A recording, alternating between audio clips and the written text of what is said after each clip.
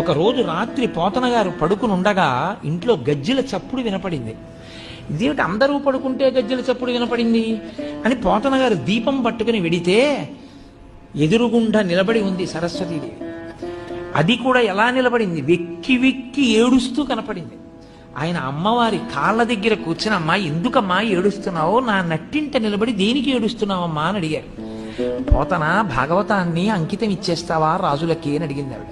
అప్పుడు ఆయన అంటే భాగవతం పోతన గారు ఆంధ్రీకరించినది ఎంత శక్తివంతమో మీరు చూడండి.